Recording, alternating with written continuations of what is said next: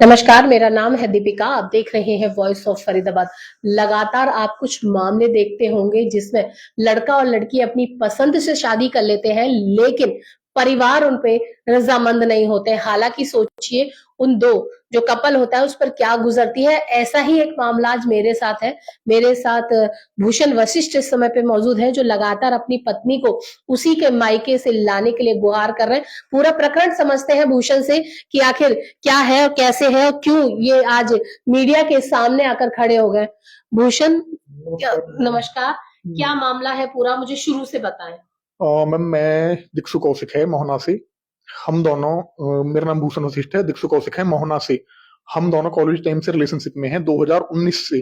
2019 से हम दोनों रिलेशनशिप में हैं और 2024 में हमने कोर्ट मैरिज कर ली थी। अच्छा। 2024 में हमने कोर्ट मैरिज कर ली थी, 22 जुलाई 2024 को गाजियाबाद कोर्ट में। अब उसके बाद में होता क्या है, हम अपनी फैमिली में पूरे एफर्ट्स लगा रहे थे मनाने के लिए, हाँ।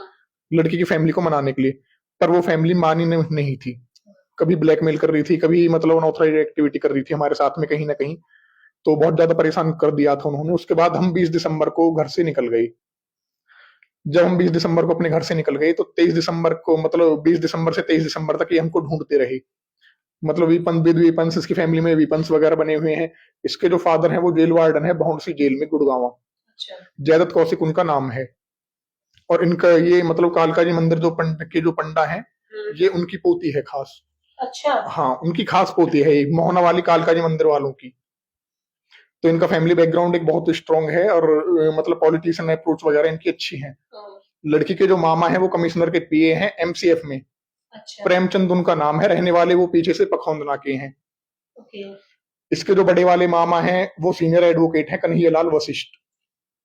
आज आपको क्यों मीडिया की जरूरत पड़ गई है? क्या ऐसा चल रहा है इस पूरे प्रकरण में? मैम, हमने क्या करा, जब हम 20 दिसंबर के बाद में जब हम वापस आ गए, 22 दिसंबर को जब हम वापस आ गए, तो ये हमको कोर्ट में ढूंढ रहे थे। हम कोर्ट में आए थे प्रोटेक्शन लेने के लिए जी। ये हमको बार बार झूठ बोलकर बुला रहे थे, पर हमको इन पर भरोसा नहीं था। जब हम 22 दिसंबर को आए तो इन्होंने बोला कि हम आपको कुछ एफिडेविट्स वगैरह दे देंगे और हम तुम दोनों की शादी करा देंगे। किसने बोला? इसकी फैमिली वालों ने, मेरे पास में हाँ उनकी रिकॉर्डिंग्स भी हैं। इसके मतलब सभी रिलेटिव्स ने बोला, इसकी फैमिली मेंबर्स ने, मम्मी ने, पापा ने, मामा ने, मौसी वगैरह ने, सबने। मेरे पास में सबके सब कुछ प्रूफ्स भी हैं। अब उसके बाद में क्या होता है मैम, 23 दिसंबर को इन्होंने हमको झूठ बोलकर बुलाया था कि हम तुम दोनों की रिंग सेरेमनी वगैरह करा रहे हैं, पर ये हमारे साथ में कोई ना कोई गलत एक्टिविटी करने की प्लानिंग कर रहे थे। हमको ये चीज पता चल गई। हमने इसके मामा को और इसकी मौसी, की बात होगी ये 23 दिसंबर 2024 में सुबह 11-12 बजे की बात है। ये हमको कोर्ट के बाहर ढूंढ रहे थे। अच्छा। हमने इनको देख लिया, इसकी मौसी के लड़के को, उसके मतलब रिवॉल्वर लगी हुई थी। तो हमने क्या करा, हम अपनी गाड़ी को बढ़ाकर आगे एक साइड से ले गए और हमने अपनी गाड़ी कहीं सेफ जगह खड़ी कर ली। फिर मैंने अपने 2-4 यार दोस्तों को बताया, तो उनको बुलाया कि ऐसे ऐसे बात हो गई है। तो उन्होंने मुझे फिर पुलिस प्रोटेक्शन दिलवा दी वहां से, 12 सेक्टर कोर्ट से। उसमें बहुत दिक्कत दी थी इसके जो मामा जी हैं उन्होंने। अब क्या है मैम, ये लड़की को भेज नहीं रहे। 23 दिसंबर के बाद में 27 दिसंबर तक हम पुलिस प्रोटेक्शन में रहे थे। समाज गोल हुआ सारा सारा। मेरी फैमिली ने मना कर दिया था कि हम इस रिश्ते को रिश्ता नहीं मानते, और ना ही हम, हाँ, और ना ही हम इस चीज में सपोर्ट में हैं इस लड़के की। इसने जो किया है और इस जो लड़की ने किया है ये बिल्कुल भी ठीक नहीं किया। हम बिल्कुल भी इस रिश्ते को मानेंगे नहीं। हम त्याग ही देंगे। हम इनको मारेंगे भी नहीं, तो हम इनको मतलब अपनाएंगे भी नहीं। तो हम इनको त्याग ही देंगे। पर समाज नहीं माना कि जब तुम्हारा सब कुछ ठीक है, लड़की भी ब्राह्मण है, लड़का भी ब्राह्मण है, और तुम्हारे गांव के लड़के इनके गांव में ब्याहे हुए, गढ़खेड़े के लड़के ब्याहे हुए। मैं रहने वाला पीछे से गढ़खेड़े का हूँ। अच्छा।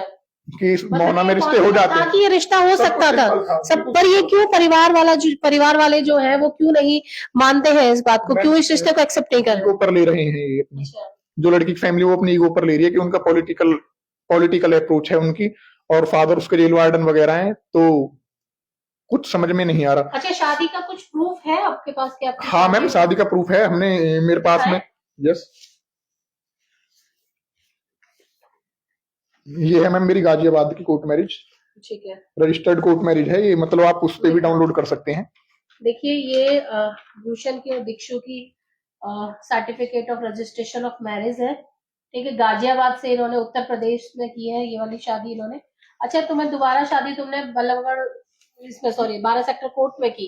हाँ जी। उसके भी सर्टिफिकेट? हाँ मैम, उसके भी हैं। इन्होंने मैम डरा दिया था, इसलिए मुझे दोबारा करनी पड़ी। हाँ। उन्होंने बोला कि वो तो हमने कैंसिल करा दिया आर्य तुम्हारी। समाज मंदिर के भी इनके पास देखिए डॉक्यूमेंट्स हैं पूरी तरीके से, सब चीज लीगल है, लेकिन कहीं ना कहीं फिर भी परिवार इसको मान नहीं रहा है, एक्सेप्ट नहीं कर रहा है। कब लास्ट टाइम तुम्हारी बात हुई अपनी धर्मपत्नी से? ये 27 दिसंबर को लड़की को लेकर गई थी यहाँ से, मतलब वहीं से ही, जब प्रोटेक्शन लीव करा दी थी समाज और ने। ये कहा गया था कि तुम्हारी शादी 14 करा जनवरी को देंगे। शादी करा देंगे। 14 अच्छा, जनवरी को शादी है तुम दोनों लोगों की।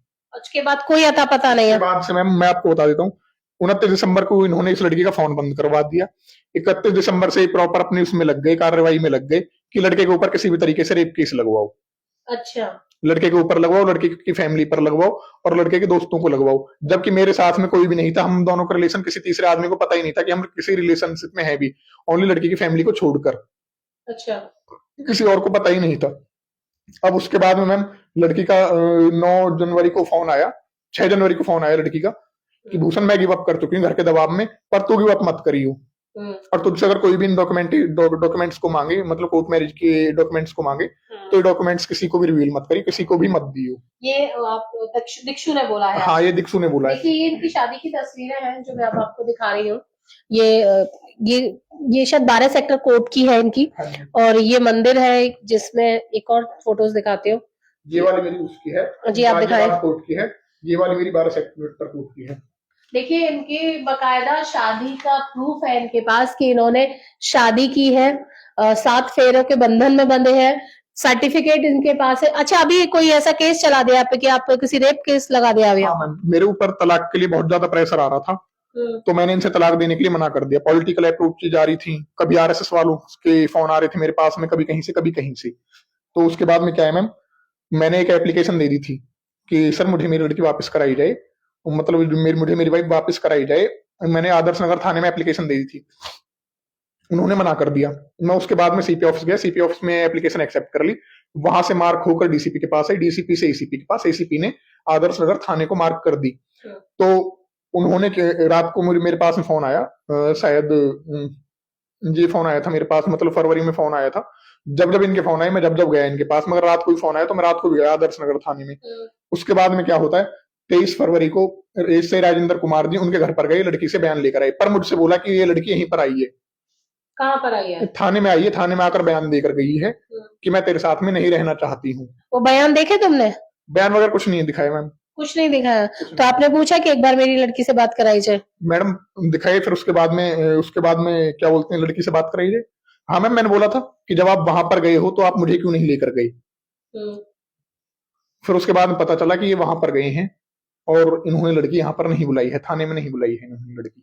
अच्छा, थाने में लड़की नहीं बिल्कुल, बुलाई है। उनके पास मैम पॉलिटिकल अप्रोचेस लगी हैं, फोन आए हैं उनके फिलहाल पास। भूषण अभी आप क्या चाहते हो कि क्या किया जाए? देखिए अभी मैडम करंट की सिचुएशन में आपको बता देता हूँ, मुझे बस मेरी वाइफ वापस कराई जाए। ये अलग अलग तरह के एलिगेशंस मेरे ऊपर लगा रहे हैं और लड़की के कभी तो मानसिक तौर पर उसको ठीक नहीं बताते, कभी ये बताते हैं कि लड़की को दौरे पड़ते हैं, कभी कुछ बताते हैं, कभी कुछ बताते हैं। तुम तो उसके साथ काफी समय रिलेशन में रहे हो तो पता हो। तो मैम थोड़ी बहुत प्रॉब्लम सबको होती है, आप समझ सकते हो।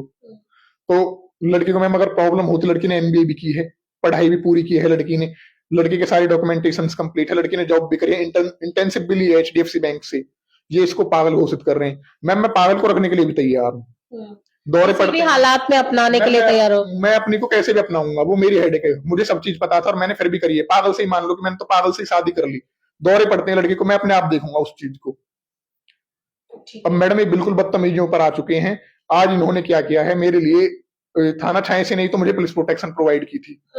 आज थाना छाए से में ही जाकर इन्होंने मेरे नाम से एक एप्लीकेशन दी है, जिसमें मतलब मेरी फैमिली के, मेरे रिलेटिव्स के और मेरे मतलब दोस्तों के नाम लिखवाए हैं इन्होंने कि तुम्हारे नाम से। मेरे पास में फोन आया है कि मेरे पापा जी के पास में कि बलात्कार के लिए एप्लीकेशन आई है और एप्लीकेशन दीक्षु ने दी है।